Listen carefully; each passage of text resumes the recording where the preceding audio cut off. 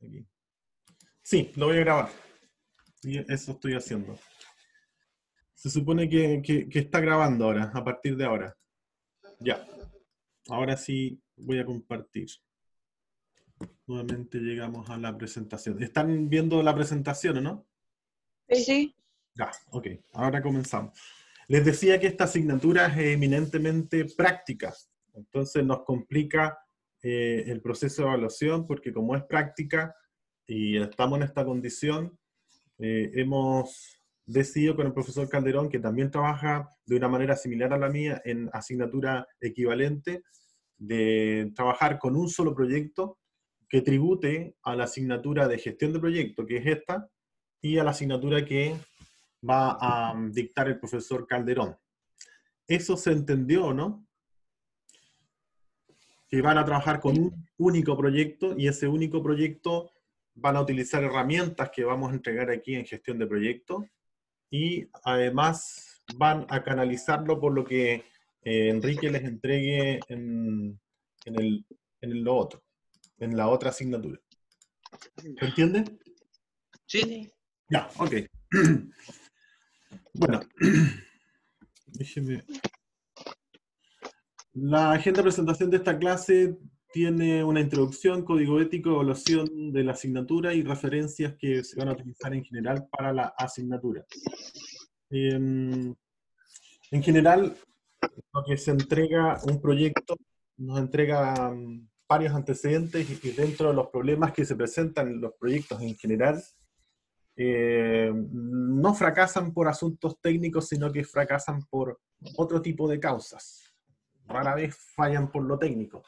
Entre las causas más habituales son mala gestión en la planificación de las actividades, mala gestión de recursos humanos, deficiente gestión de los costos y una deficiente definición de requisitos de entrada o el inicio del proyecto. Eso más o menos en términos generales, por lo que los proyectos fallan.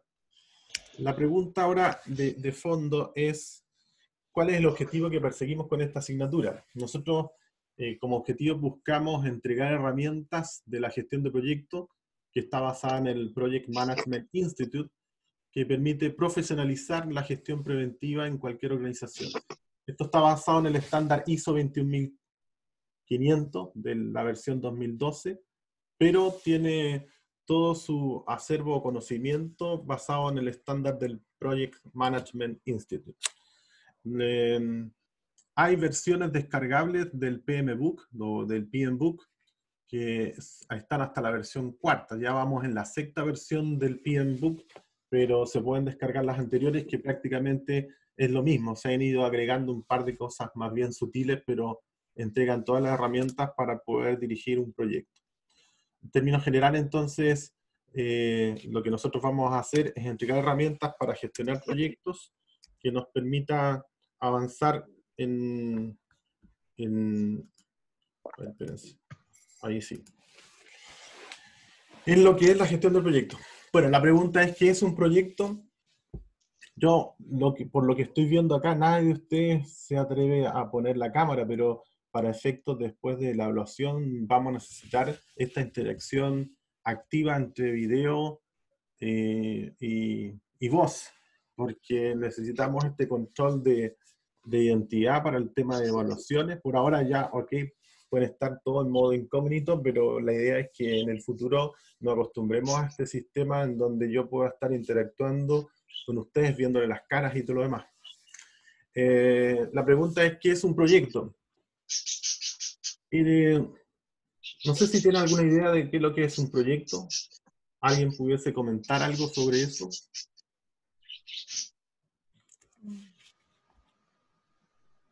Ok, veo que están muy participantes.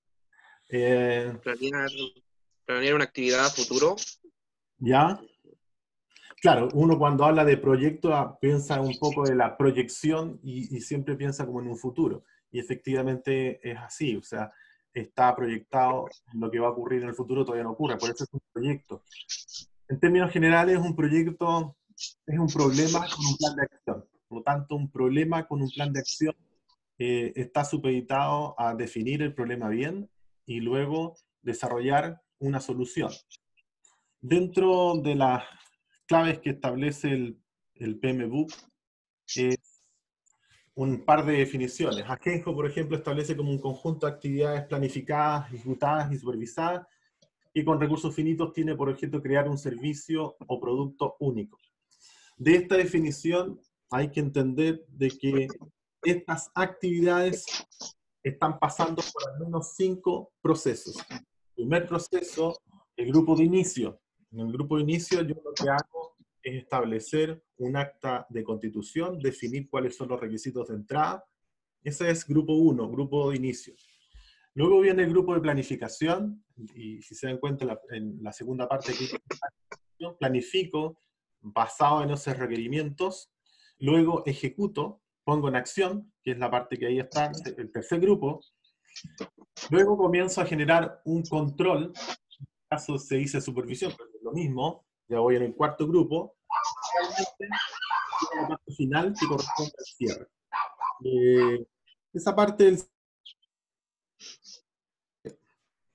Esa parte, ¿se entiende, no? Voy a silenciarlos a todos para poder continuar. No sé si me salió. Si alguien quiere hablar, paré porque había un perrito, digamos, se escuchaba un perro, entonces los silencié a todos, o creo que los silencié a todos, ¿o no? ¿Están todos silenciados? Parece. Bueno. Son 5 grupos, voy en el cuarto, el quinto grupo está relacionado con el cierre. Entonces, todo proyecto pasa por estos 5 grupos de proceso. Grupo de inicio, repito nuevamente, el grupo de planificación, ejecución, control y cierre. La segunda definición dice trabajo en el que se define un principio y un fin. Solamente leyendo hasta ahí uno puede saber entonces que eso está referido a un tiempo en específico. O sea, igual que las películas tienen un inicio, tienen un único fin. O sea, tienen un término. Y eso se establece con tiempo. Luego se especifica un resultado deseado, y eso está asociado al alcance. Finalmente, se cumple con los requisitos de la calidad, acabado y costo que está asociado al presupuesto. Esta definición, entonces, de alguna manera, nos posiciona en algo que se conoce como la triple restricción. En todo proyecto, o cuando ustedes piensen en un proyecto, siempre piensen en la triple restricción. Primero, pensar en términos de tiempo, cuánto tiempo dura este proyecto. Segundo, en términos de costo, cuánto va a costar este proyecto, costos de unidades monetarias. Y el tercero viene siendo el alcance, que está asociado a qué es lo que incluye y qué es lo que no incluye, cuáles son los supuestos, cuáles son las restricciones del proyecto. Todo eso va en el alcance del proyecto. Una vez que uno tiene claro eso en el proyecto, se puede dar cuenta que si se modifica el plazo, claramente esto va a afectar o al alcance o va a afectar al presupuesto, al costo. Si lo vemos ahora, por ejemplo, en los proyectos asociados a trabajo de título, ustedes ya tienen definido el plazo. Por lo tanto, tienen que ajustarse a ese plazo. Lo que uno tiene que hacer entonces, basado en esta verificación, ver si el alcance del proyecto, el alcance tiene que ver cuánto va a abarcar el proyecto. ¿Alcanzo a hacerlo en un semestre? Por lo tanto, ahí lo que hago es verificar si hay una consistencia entre el plazo que me están dando y lo que va a incluir este trabajo de título. Y el costo estaría asociado a las unidades, más bien horas de trabajo dedicadas al proyecto título. Si un proyecto en particular, un trabajo de título, consiste, por ejemplo, en la implementación de algún protocolo, cualquiera que sean los protocolos, en una empresa en particular, y si la empresa es muy grande, seguramente vamos a tener que modificar el alcance de tal manera de que quepa dentro del tiempo que está establecido el plazo, que es un semestre. Y al revés, si la empresa es pequeña, a lo mejor es necesario aumentar un par de cosas más para que finalmente calce los 3 elementos que son fundamentales: tiempo, alcance y presupuesto. En definitiva, entonces, cualquier proyecto, una vez que yo modifico el plazo, o modifico los costos, o modifico el alcance, se va a ir afectando cada uno de estos 3 elementos. Finalmente, la última definición es la del Project Management Institute, que es la que nosotros vamos a referir. El proyecto es un esfuerzo temporal y eso es la gran diferencia que existe entre un proyecto y un proceso productivo. Un proyecto tiene inicio y tiene fin, y empresas que están en ejecución o que están funcionando no son un proyecto. Un proyecto, insisto, partió ahora en marzo y termina en julio. Ese es un proyecto. O un proyecto parte hoy, 2020, y termina el 2024. O sea, no está tampoco asociado a que un proyecto dura un mes o un año. Pueden ser 4 o 5 años, pero tiene inicio y tiene fin. Una vez que entra en operación y ya no tiene fin, sino que prácticamente forma parte de una rutina, eso ya no es un proyecto. Entonces, no confundir un proyecto con una actividad económica que ya tiene una operación en forma continua. El esfuerzo temporal está encaminado entonces a crear un proyecto o servicio único. Y ahí nuevamente entender de que el proyecto que nosotros vamos a desarrollar tiene como fin obtener como un entregable como producto final, un servicio o un producto. A veces se suele confundir lo que es el proyecto con el producto o el proyecto con el servicio. Y lo mismo pasa en trabajo título. El proyecto de título es lo que ustedes van a hacer como tesistas en desarrollar un protocolo, la implementación de un protocolo. La implementación del protocolo es el servicio o producto que voy a hacer a través de mi proyecto de título. Pero el proyecto de título es un proceso. Entonces, lo que nosotros entregamos son herramientas para el proceso y no herramientas para la implementación propiamente tal.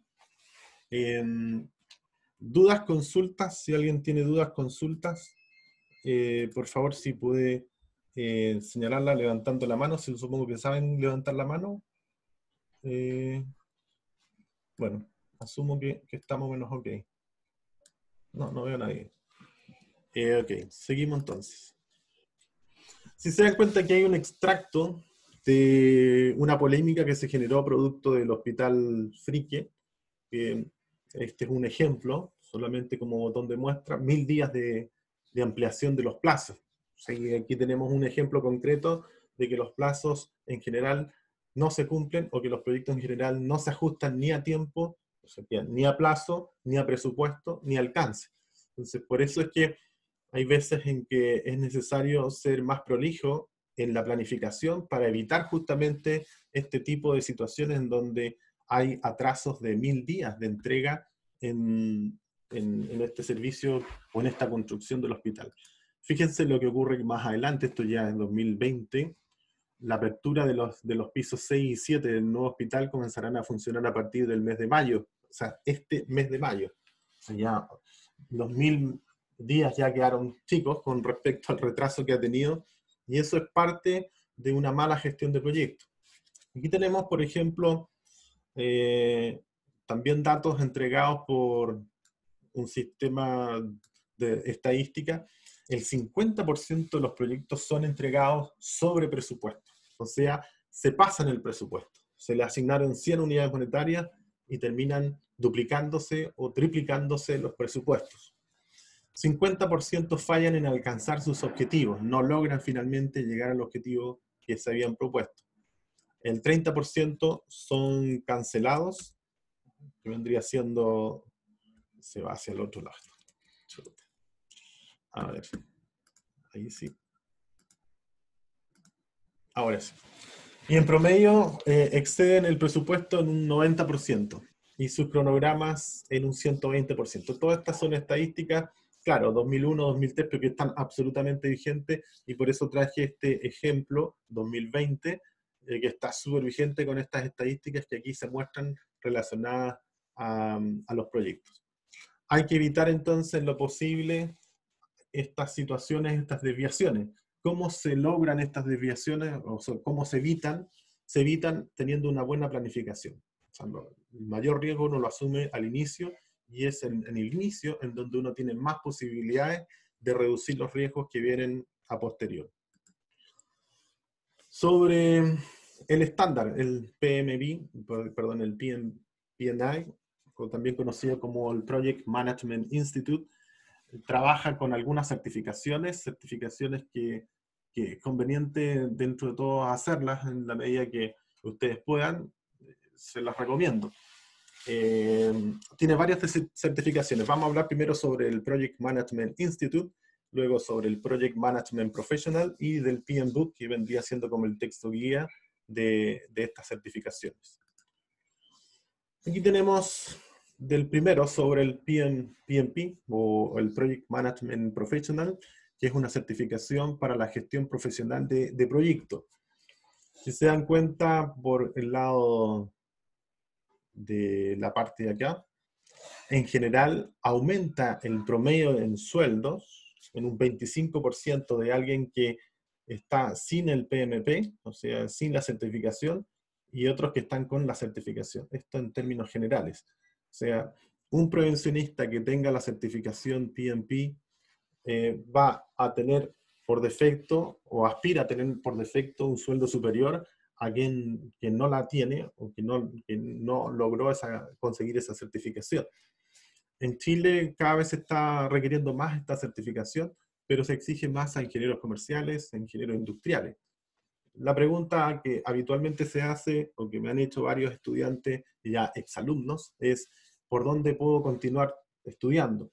Algunos se van por la vía de la ingeniería civil industrial, lo que yo no recomiendo porque no agrega mucho valor. O sea, finalmente ustedes ya son ingenieros, por lo tanto lo que uno esperaría es que aumentaran su grado académico como un magíster profesional. Entonces un magíster profesional como el magíster en ingeniería industrial es una alternativa buena. O un MBA también por la ingeniería comercial podrían ser como las alternativas. Y si uno se quiere ir más por la vía del perfeccionamiento, de la especialidad, bueno, ahí también hay magíster en el área de prevención de riesgos o magíster en ergonomía y van por esa línea. Pero esto que aparece acá, que es el Project Management Professional, entrega una certificación adicional que les permite posicionarse en un mejor estado respecto a la gestión de los proyectos. Muchos de los prevencionistas tienen que habitualmente hacerse cargo de proyectos, pero no tienen las herramientas para poder llevarlo a cabo. Por lo tanto, este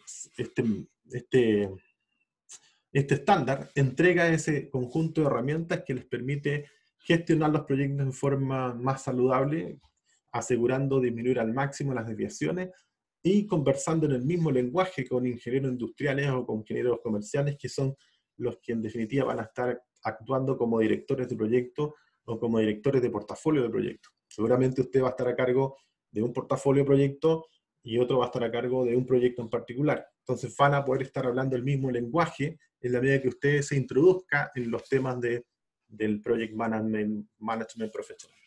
Si no lo hace, bueno, podrá seguir trabajando sin duda, pero con menos herramientas. Ahí lo que puede ocurrir es que, dado que usted solamente conoce una forma de hacer las cosas, las va a estar haciendo siempre con la misma herramienta. Por ahí dicen que si uno conoce solamente el martillo como herramienta, va a ver todos los problemas como clavos. Y claro, que seguramente, como conoce solamente el martillo, va a utilizar el martillo para todo tipo de situaciones. Y es como lo que no se debe hacer, porque hay herramientas para cada uno de los casos. Entonces, lo que hace el Project Management Professional es entregar herramientas para distintas situaciones y enfrentar mejor la gestión de los proyectos. Ahí aparecen los tipos de certificaciones en donde existe un aumento del sueldo o de los ingresos, mejor hablemos de ingresos, en términos de ingresos. Empresa aumentar los ingresos, por ejemplo en Brasil del orden 25%, en Sudáfrica mucho más, 58%, en la India sobre el 30%, Polonia lo mismo. Fíjense en lo que ocurre acá. ¿Qué debo tener para poder acceder a esta certificación? Bueno, 7.500 horas liderando o dirigiendo proyectos, que no es difícil documentar para un prevencionista, porque el prevencionista siempre va a estar a cargo de grupos de trabajo o va a estar involucrado en proyectos, por lo tanto por ahí puede justificar a través de eso. 35 horas de educación o de gestión de proyectos. O sea, este curso también aplicaría como un curso de gestión de proyectos que podría sumar a estas horas que se requieren. Y estar en posesión de una carrera formal. En el caso de la de ustedes también les sirve la ingeniería en prevención de riesgos laborales y ambientales. Por lo tanto, no son requisitos que no pudiesen cumplir, muy por el contrario. Además, podrían en poco tiempo poder disponer de todos estos prerequisitos y entrar a esta certificación. Esta certificación se hace online, hacen un test y inmediatamente les entrega si están o no acreditados. La certificación viene después, pero si pasaron o no el examen. Hay 2 o 3 posibilidades de dar el examen. Si es que salen mal, podría vertirse de nuevo. Lo que nosotros vamos a hacer no es prepararlos para el examen, pero sí vamos a trabajar con un conjunto cuestionario extraído de estos exámenes y van a ser dados o rendidos una vez que hacemos la clase. Inmediatamente la semana después vamos a hacer el cuestionario online. Entonces ahí va la primera pregunta a ustedes. ¿Qué día les acomodarían para poder rendir este test? Y ahí sí necesito retroalimentación de alguno de ustedes, si es que pueden responder para qué día sería el más conveniente para que podamos tomar el cuestionario. El cuestionario son un conjunto de preguntas, tal como lo establece el PMBOK, un conjunto, una batería de preguntas de selección múltiple que van a estar relacionadas con el tema que vemos en esta clase. Eso es más o menos el cuento. Por lo tanto, tenemos que saber quién de ustedes podría ser el orador del curso y decirme qué día podría proponer.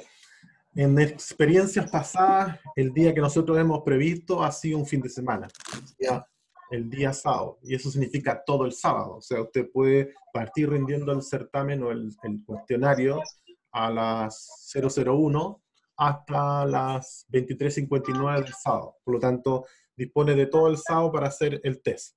Pero se cierra el test y ahí no hay otra oportunidad. Tendría que rendir un test de repechaje que vendría siendo como los últimos 2 tests, que ya no serían obligatorios, sino que son voluntarios, o más que voluntarios, son para aquellos que no pudieron rendir por alguna situación, porque estuvo muy inestable la red, o por cualquier razón no pudo rendir ese test, lo va a poder recuperar en los últimos 2. Por lo tanto, conclusión, voy a poder recuperar 2 tests, y voy a poder terminar en forma anticipada 2 tests antes que terminen todos los tests, porque los últimos 2 tests, si yo ya hice todos los demás, serían voluntarios, si es que quiere rendirlo, si no, no los rinde porque ya tiene sus notas de test al día. Entonces, lo primero que tenemos que hacer como curso es organizarnos para determinar qué día vamos a tomar ese test.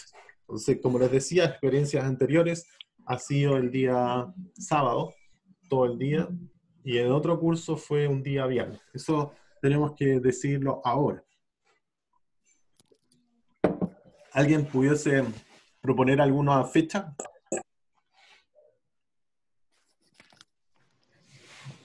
¿Viernes? No sé. ¿Viernes? Ok. Viernes hay clases. O sea, por lo menos yo tengo clases de 8 a 9 y media. Yo igual prefiero el sábado en realidad. ¿Pero tienen todo el día para hacerlo? El sábado. Sábado, sí. Sábado. Sí, sábado. ¿Pero cuál? ¿Sí? Todos los sábados. Yo puedo cualquiera, pero sábado. Sí. Sí. Ya, entonces queda sábado, como el resto de los otros cursos que han ocurrido en otras oportunidades. Sábado. Nótese que el sábado significa todo el sábado. No es que vamos juntando el sábado a las 10 de la mañana y ahí hacemos el test. Cada uno decide con sus horarios en qué minuto lo hace, pero recordar que va a ser todos los sábados. Ahora tenemos que ponernos de acuerdo. Esta primera clase, ¿cuándo la vamos a evaluar? ¿Este sábado o el sábado subsiguiente? Y eso ya a gusto consumido, pues yo ahí en ese sentido no me complica que sea este sábado, que sea... ¿Sí? El test del sábado, bueno, si es este sábado, el test tiene que ver con las clases del lunes. De hoy. Sí. Ah, ya. Pensé que... Entonces, Es como una especie de control. sí, un control de la clase. Si es el próximo sábado, me refiero a este sábado inmediatamente, este sábado que viene, es de esta clase. Y si es del subsiguiente, sigue siendo de esta clase. O sea, no se le va a sumar la del lunes. Siempre va a ser una sola clase la que se evalúa. Una. Por lo tanto, el lunes sigue, el próximo lunes no sería el sábado, sino que sería el subsiguiente. ¿Se entiende, no? Creo que Sí. fui muy claro. O sea, el control siempre va a ser sobre una sola clase. No es sumatoria, no hay 2 clases en una. Por lo tanto, si la decisión de tomar el control es este sábado, se evalúa esta clase, y si es del próximo, se evalúa la misma clase. Este sábado. Yo opino que No. Sí, igual. ¿Este sábado? Ok. Entonces, ¿qué haría este sábado? ¿Cómo van a saber ustedes para poder dar el control? Bueno, van a tener que subirse al aula y en el aula va a estar disponible el control y va a decir, este control dura, y ahí nótese con eso porque no todos los controles tienen la misma duración. Hay controles cortitos que duran 10 minutos, como que hay otros que duran 35 o 40 minutos. Va a depender del nivel de complejidad que tenga la clase. ¿Sí? Entonces, en general lo que yo hago en las clases es entregar información que eventualmente va focalizada en las preguntas tipo test que entrega la certificación. O sea, orientarlos a cómo responder ese test. Eso es. Ya, no sé si hay más dudas respecto a eso, sobre el test. Ya, Profesor, ¿me escucha? sí, me escucho perfecto. Buenos días. Quería hacer una consulta. En este curso vamos a ver algún programa para, digamos, gestionar un proyecto. Uno espera que pudiésemos trabajar con el MS Project. A pesar de que hay otra versión ahora, el problema está con las versiones que están certificadas, digamos, con... ¿Cómo se llama esto? No son certificaciones, pero que tengan la licencia para trabajar con el MS Project. La Santa María tiene la licencia, pero la tiene allá en el lugar físico. Entonces, eso no nos permite a nosotros traspasar esa licencia a los computadores personales. Por lo tanto, me complica un poco poder exigirles a ustedes disponer del MS Project si es que no tienen la licencia, porque me consta que es con licencia. Yo lo tengo, pero digamos, no sería exigible para ser usado, dado que vamos a estar cojos con respecto a la licencia. ¿Se entiende, no? Sí, gracias. Algo similar pasa con el AutoCAD. Yo ahora voy a hacer dibujo industrial, voy a tener que hacer dibujo industrial, y estamos complicados con la licencia del AutoCAD porque la tenemos, pero la tenemos en la U, en los computadores físicos, pero no es transferible a laptops o computadores domésticos o en casa. Ahí vamos a tener que ver a lo mejor alguna versión distinta al AutoCAD para poder hacer algunos planos o algo parecido. Yo estoy tratando de averiguar algunos software alternativos que son de descarga gratuita y los invito también a ayudarme respecto a poder conseguir a lo mejor, ¿sí? Así que se los dejo como tarea que pudiesen ayudar a la asignatura. Sería ideal disponer de algún software que nos permita gestionar proyectos y que sea equivalente a lo que es el MS Project. Bueno, sobre el PMBOK. El PMBOK es la guía, esta es la guía que yo les comentaba, la guía oficial de hoy es la 6ª edición, vamos en la 6ª, pero descargable está la 4ª y la 5ª en algunos lugares. O sea, si ustedes son capaces de descargar la 6ª, bueno, mataría. Yo no puedo compartirla porque es una versión que tiene créditos y bueno, es complicado. Ahora nos dieron instrucción a todos los profesores que no se puede subir información que la universidad no esté adscrita. Por lo tanto, no puedo compartir información que la universidad no la tenga disponible. Sí tenemos la posibilidad de descargar, y ustedes también desde sus casas, la certificación de la ISO 21500 a través de la biblioteca. Ustedes pueden descargar esa norma para poder tener apoyo para la asignatura. El contenido de esta norma ha evolucionado bastante respecto a buenas prácticas sobre lo que es la dirección de proyecto. Este es el grupo de procesos. Todo proyecto pasa por estos 5 grupos de procesos que yo se los comenté en una de las definiciones con la que partí la introducción. El primer grupo es el inicio, el segundo la planificación, el tercero ejecución.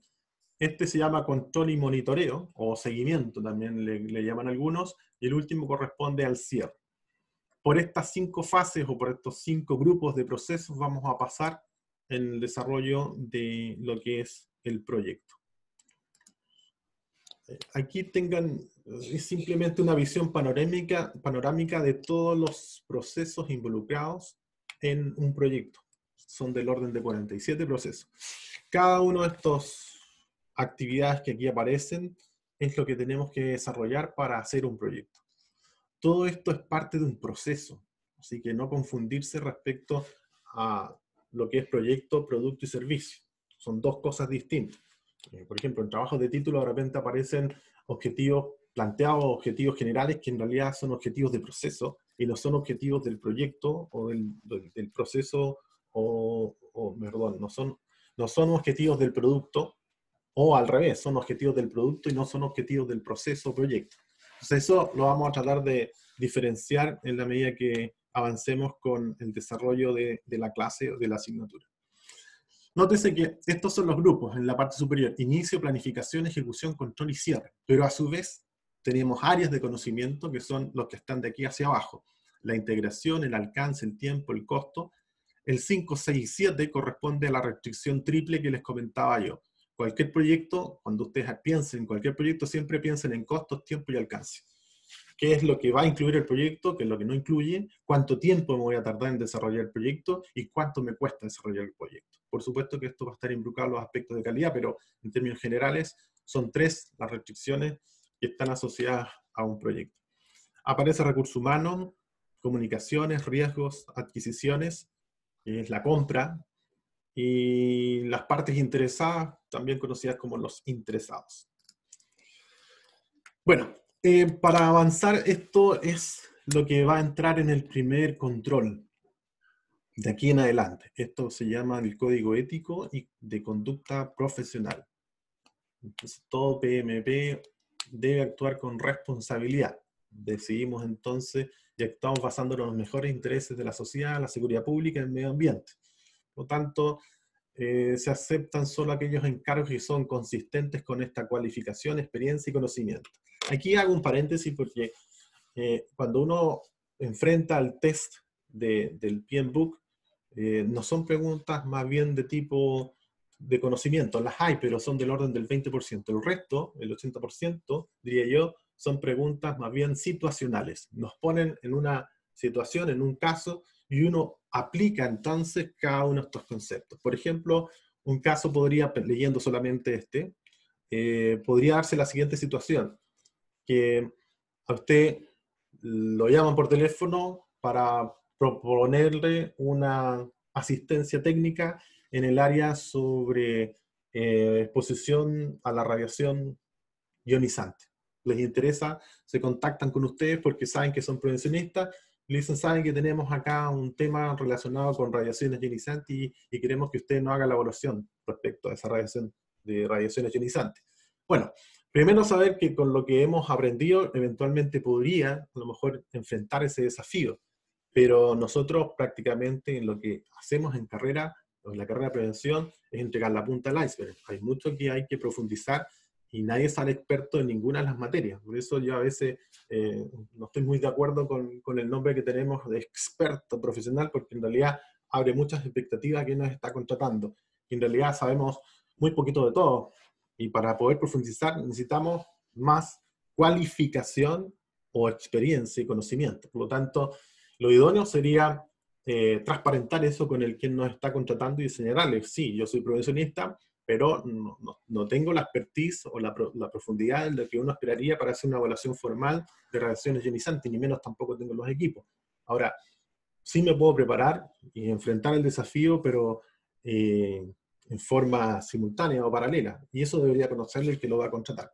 Entonces, si el que lo contrata le dice: no, es que en realidad no es algo instantáneo, no es algo para ahora, lo quiero para el próximo año, no sé, no hay cierta urgencia. Por lo tanto, ahí perfectamente es compatible que mientras usted se está perfeccionando, o está adquiriendo esa cualificación, o está adquiriendo, no sé, la certificación de un diploma de higiene, por ejemplo, para poder tener un poquito más de conocimiento respecto al tema, podría eventualmente contratarlo. Y eso es lo que sería actuar con responsabilidad. O sea, asumir un desafío, pero con la calificación o cualificación correspondiente. ¿Se entiende, no? Entonces, lo que nosotros vamos a evaluar en este test son situaciones, o que se ponen en situaciones particulares en donde usted debe aplicar cada uno de estos conocimientos que aquí aparecen. Cumplimos los compromisos que adquirimos, hacemos lo que decimos y haremos. Eso forma parte de los compromisos que uno adquiere. Cuando se cometen errores, aceptamos la responsabilidad y realizamos las acciones correctivas con prontitud. Cuando descubrimos errores u omisiones de otros, las comunicamos a los organismos competentes tan pronto son descubiertas. Aceptamos la responsabilidad derivada de nuestros errores u omisiones de las consecuencias resultantes. Nótese que ahí se está hablando sobre la responsabilidad. Principalmente este es el valor de la responsabilidad. Y ahí, en temas de responsabilidad, se considera, según Barato, comportamiento responsable, aceptar asignaciones desafiantes siempre y cuando se informe a los interesados nuestro nivel de cualificación y se tome la formación necesaria si se requiere. Este vendría siendo un poco la respuesta a la situación que les planteé anteriormente con relación a esa pregunta que eventualmente puede salir en un test de tipo situacional. Seguimos viendo el tema de responsabilidad, el valor de responsabilidad. Hay que mantenerse informado acerca de las políticas, reglas, normativas, leyes que rigen nuestras actividades laborales, profesionales, voluntarias, y las respetamos. Por lo tanto, estas reglas forman parte de lo que uno constantemente tiene que estar actualizándose. No es un argumento válido que no sabía, que en realidad es parte de su deber. Por lo tanto, es parte de su responsabilidad estar actualizando todo lo que son las políticas y reglas. Una política, por ejemplo, podría ser eventualmente que usted no puede, supongamos que ya esta es otra situación, usted está trabajando en una empresa y en esa empresa tiene como política, y que usted debería estar informado, que usted no puede recibir regalos sobre, por ejemplo, $100. Eso es parte de una política. Y si alguien le está haciendo un regalo y que usted sabe al ojo y dice, bueno, esto en realidad cuesta mucho más que $100, ¿qué debo hacer ahí? Bueno, debería comunicar que de acuerdo a las políticas de la empresa, usted no puede recibir regalos de sobre $100. Por lo tanto, no debería aceptar ese regalo. O sea, ese es otro tipo de situación en donde usted debiese responder el test en función de este valor que es el que aquí aparece. Y bueno, en realidad también tiene la buena práctica de que es necesario también saber esto respecto a qué políticas tiene la empresa con relación a equidad de género y un montón de otras cosas que por supuesto que tiene que estar alineado con la normativa legal vigente en ese país, porque ahora con este tema de la red, el tema del Zoom, y que esto tiene de mucho más tiempo atrás, cada vez las empresas están contando con mayor cantidad de personas de distintas nacionalidades. Entonces hay que ver también los aspectos culturales, cómo afectan la relación en los proyectos. Aquí aparecen información de conductas no éticas o ilegales y se tienen que comunicar al organismo apropiado de dirección. Si es que en la empresa existe algún sistema de control de ética o algo parecido, comisión o comité de ética, debería ser informado. Aparece también respecto a reprobación disciplinaria por aquel que cursa quejas éticas infundadas también, porque de repente puede eventualmente tratar de hacer daño de imagen por quererla hacer y no tener fundamentos o evidencia respecto al que efectivamente eso ocurrió. Aquí hay algo que es complementario, que está asociado a un psicólogo y antropólogo holandés que ha estudiado las interacciones entre culturas. Ahí aparece su teoría que se basa en la idea de que se puede asignar valor a 6 dimensiones, y una de ellas es el individualismo. ¿A título de qué está esto? Lo que conversaba anteriormente.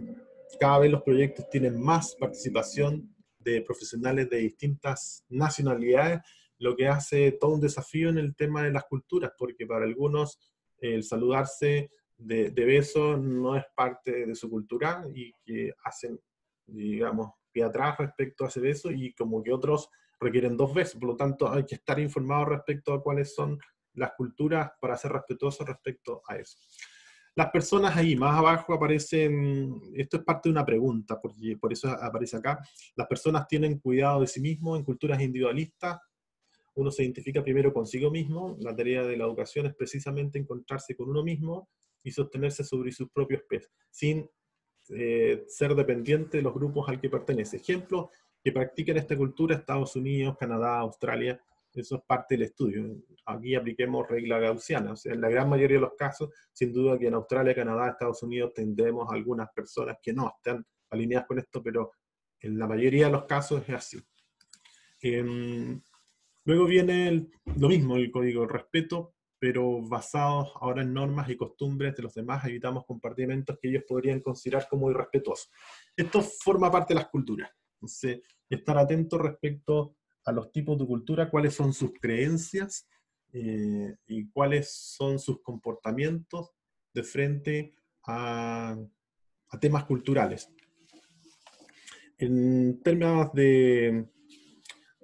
El primer paso, entonces, para empezar a trabajar un proyecto es esencial la comunicación. Y para comunicarse bien, debo hacerme cargo de las diferencias culturales. En términos generales, un proyecto está basado al menos en 3 pilares fundamentales. Uno, que tiene que ver con el conocimiento del negocio. Entonces, ahora cuando ustedes se pongan a trabajar con Enrique, piense inmediatamente en qué es lo que yo conozco con capacidad digamos, de sobra, o conozco muy en detalle. Yo me recuerdo algunos de los grupos con los que estuvimos trabajando en metodología de investigación, que trabajan en el área de trabajos nocturnos. Y eso parte de su negocio, lo conocía, se notaba que lo conocían al dedillo. Por lo tanto, eso ayuda porque soy conocedor del sector, soy conocedor del negocio. Ese conocer el negocio me va a facilitar, sin duda, poder gestionar mejor un proyecto en ese rubro o en ese negocio. Eso es primer punto. Segundo punto, para poder elegir un buen proyecto de desarrollo para esta asignatura. La gestión del proyecto en sí mismo, que son las herramientas que vamos a entregar en esta asignatura. Entonces, en esta asignatura vamos a entregar herramientas para gestionar el proyecto. Y la tercera está relacionada con la gestión de personas, el cómo interactuar con distintas personas. Y para eso, bueno, está todo el tema relacionado con reconocer las diferencias culturales, si es o no prudente, si es o no ético, aceptar o no invitaciones. Pongámonos en nuestra situación. Ya vimos esos 3 elementos, que los repito nuevamente. El primero, conocimientos del negocio, de dónde voy a hacer el proyecto. Segundo, que tener disponibles las herramientas de gestión que vamos a entregar en esta asignatura. El tercero está asociado a la gestión de personas, gestión de recursos humanos, conocida como los soft skills. Eso vendría siendo como los 3 elementos fundamentales para poder elegir bien un proyecto. Pongamos un caso situacional que está asociado, por ejemplo, a usted lo invitan a Curicó, bueno, no sé si es un buen ejemplo, pero a una región de Chile, porque está implementando algún sistema en el área de gestión de prevención de riesgos. Y va a estar ahí, ya sabe, 4 o 5 días. Y uno de los que forma parte de la contraparte lo invita a cenar. ¿Será conveniente o no ir a cenar? ¿Pueden hablar o no? No. Sí. ¿No? Ya. ¿Qué sería lo apropiado? ¿Aceptar o no la invitación a cenar? La contraparte me refiero a que es un estudio de gestión de riesgo o análisis de riesgo o algo relacionado con prevención de riesgo, por supuesto, un proyecto donde usted sabe va a estar 4 o 5 días instalado ahí en una región que no conoce, nunca ha estado en esa región, ponte San Pedro de Atacama, puede ser ahí. Entonces, ¿acepta o no la invitación?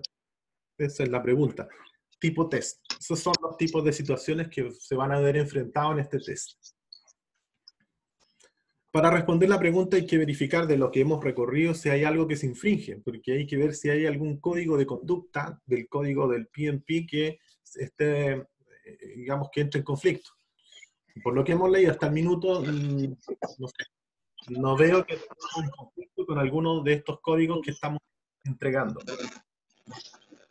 Por lo tanto, no debería por qué restarse a esa invitación respecto a lo que les comenté, porque no hay un problema de falta de respeto, no hay un problema, bueno, con esa información solamente, sin duda hay que haber otros tenores, pero con esa información no debería haber conflicto en poder aceptar esa invitación.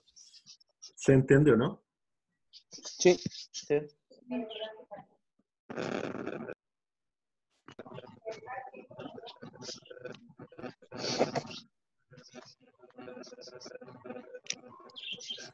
Negociamos de buena fe.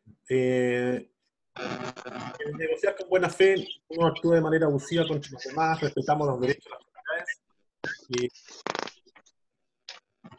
esto es distinto porque lo que se busca acá es lo siguiente: no abusar del poder o no abusar de la condición en la que uno se encuentra respecto al fin que persigue el proyecto. Por ejemplo, otra situación que podría ser tipo test es preguntarse si será ético que el director de proyecto o el jefe de proyecto se asegure de que ustedes trabajen hasta muy tarde para terminar a tiempo el proyecto. Entonces, sin duda que esa práctica que vamos a mencionar, no es una práctica ética, estaría justamente haciendo conflicto con el código en conflicto. Por lo tanto, no sería ético una conducta de ese estilo, no es una conducta profesional. ¿Entiendes? Bueno, no Se sé. entiende. ¿Alguien?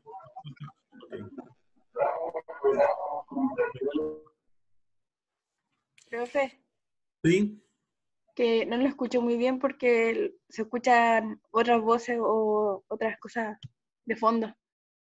Voy a Profe, silenciar. yo estoy en una clínica tomándome un examen y creo que eso es lo que se escucha. Voy a dejar desactivado mi audio. Ah, excelente. Entonces, lo que podría hacer yo es desactivar, silenciar para todos. El problema es que hay gente que no tengo idea de cómo va la cosa, pero voy a No lo silenciarlo. escucho. Y ahora voy a silenciar a todos. Espero que me sigan escuchando porque, bueno, en fin. ¿Alguien puede contestar por el chat si se escucha o no? Porque no sería bueno que yo me quede hablando y no se escucha nada. Si alguien pudiese responder por chat, porque yo los silencié a todos justamente de manera de asegurarnos de que no... Ya, muchas gracias. Perfecto, gracias. Ya. Esto lo habíamos dicho ya, que tiene que ver con los distintos tipos de cultura que debemos asegurarnos para que tengamos un buen trabajo en equipo. Otro tema que aparece dentro de los códigos de honor, o códigos que están asociados al comportamiento ético, este está repetido, me parece. Ah, bueno.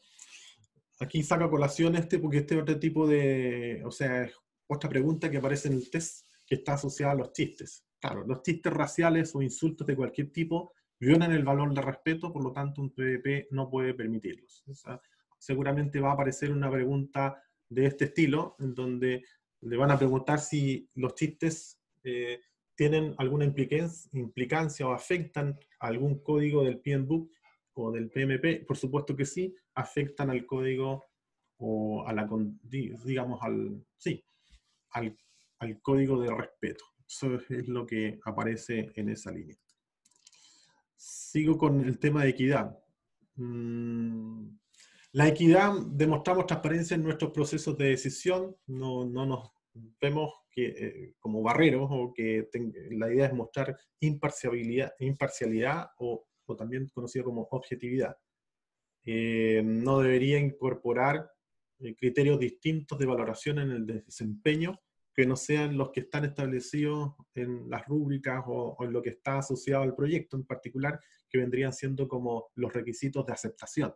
Los requisitos de aceptación es con lo que yo debo evaluar y no por otra cosa que no sean esos requisitos. Ahí aparece, por ejemplo, Cabezas año 2011, las recompensas al buen desempeño y los criterios de valoración del esfuerzo han de adaptarse al contexto cultural y organizativo. Lo que yo agregaría a esta aseveración es que las recompensas son hacia el buen desempeño y no hacia el empeño. Yo me puedo haber quedado hasta las 5 de la mañana trabajando, pero si mi desempeño fue nefasto, no puedo esperar una buena recompensa porque en definitiva no cumplí el objetivo. Por lo tanto, no confundirse con lo empeño y desempeño, son cosas absolutamente distintas. Uno premia el desempeño, el buen desempeño, y no premia el empeño. El empeño por, bueno, ojalá las dos cosas anduvieran comulgando y fueran sincronizadas, pero no necesariamente están sincronizadas. Uno de repente lo observa en temas académicos. Hay gente que se esfuerza o se empeña poquito y tiene buen desempeño, como que hay otras que se empeñan mucho, pero no tienen buen desempeño. Y ahí entran en conflicto y se entran en confusión, pensando que, bueno, pero ¿cómo yo estudié tanto y me saqué tan mala nota? Bueno, tiene que entonces revisar sus técnicas de enseñanza-aprendizaje porque no está logrando bien los objetivos. Eso es respecto a las recompensas de buen desempeño. Y fíjense más abajo, criterios de valoración del esfuerzo. Esto está asociado al empeño. Y hay algunos bonus track por empeño. Pero deben adaptarse, por supuesto, al contexto cultural y organizativo. Yo recuerdo que cuando estuve dirigiendo el diploma de higiene ocupacional hace, no sé, 5 o 6 años atrás, estaba interesado en contratar a un profesor que era referencia a nivel nacional e incluso internacional en una materia en particular del diploma, pero no se pudo llevar a cabo porque él no trabajaba los sábados y el diploma era los días sábados. Por lo tanto, no hubo posibilidades ni siquiera de negociar nada porque bajo su principio él no trabaja los sábados. Así que fin de la conversación y no pudimos cerrar negocio con esa persona. Eso tiene que ver un poco con las máximas que uno tiene, cosas que son irrenunciables y que tiene que ver con el aceptar o no aceptar un proyecto dependiendo de sus creencias, dependiendo de sus creencias y de lo que él toma como un valor que es irrenunciable o que no lo transa, no se transa. A eso se refiere. Sigo avanzando con actuar con equidad. No se discrimina a las personas por sexo, raza, edad, religión, incapacidad, nacionalidad u orientación sexual. Se aplican reglas de la organización, patrón del PNI, otro grupo, sin favoritismo o prejuicios. Generalmente todo esto se entrega cuando uno inicia un trabajo, se entrega esta información. Uno debería formar parte o adquirir como hábito el leerse los códigos de conducta profesional, que son los que deberían primar al momento de tomar decisiones en una organización o en un proyecto. Debería ser, ahí dice, en forma proactiva, completamente a los interesados. Perdón, ahora sí. La honestidad. Este es otro valor, el valor de la honestidad. Y este está asociado a temas relacionados con verdad, ser sinceros con respecto a las comunicaciones y conductas. Esto tiene que ver mucho con el tratamiento de la información privilegiada, que yo por mi condición tenga información privilegiada y esta información privilegiada la utilice en mi propio beneficio. Eso no es ético porque falta al valor de la honestidad, es ser poco honesto. Por tanto, seguramente se puede encontrar también con una pregunta situacional que vaya en esta sintonía, que va a ir preguntando respecto a si usted tiene información privilegiada, ¿qué es lo correcto hacer? Bueno, corresponda conforme a este valor, que es responder con honestidad. Se vendría siendo la respuesta que uno espera correcta. Para esto es importante usar todos los métodos de comunicación posibles para dar cuenta y transparentar cuáles son las políticas de la empresa o del proyecto relacionado al valor de la honestidad, a pesar de que son temas más bien como obvios, debería ser así, pero a veces no son tan obvios. Tenemos temas de diferencia cultural. Por eso es importante dejar súper claro y establecido cuáles serían los elementos básicos que son irrenunciables, cuáles son los elementos que yo sí. Escuché. Que si puede leer el chat, por favor, que se escucha como con interferencia. Ok, voy a leer el chat. Se escucha muy mal, no se entiende nada. Y ahí tampoco se escucha. Y ahí. No se escucha. Se escucha, no. Sí, se sigue escuchando mal. Pensé que era la no se escucha. Entonces. Y ahora tampoco. Ahora. No se escucha. Y ahí se escucha, no. Activar a todos. Y ahí se escucha. Y ahí se escucha, ¿no? Sí, igual. Sí, igual de con interferencia. Eso es. Sí. Sí, se escucha mal. Se escucha Eh, como con discontinuidad. Debería ser entonces salir y entrar de nuevo, se me ocurre, no sé, lo único que se me ocurre, porque en realidad como queda tan poco, queda una sola mano.